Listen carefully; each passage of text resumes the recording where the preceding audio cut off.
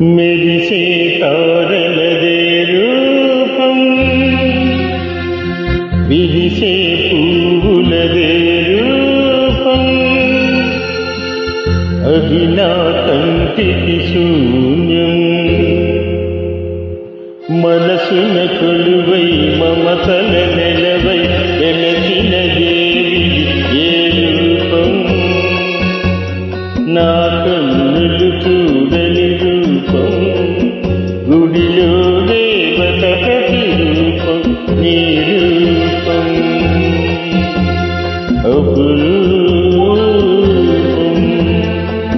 మనసున కొలువై మమతల నెలవై వెలసిన దేవి ఏ రూపం,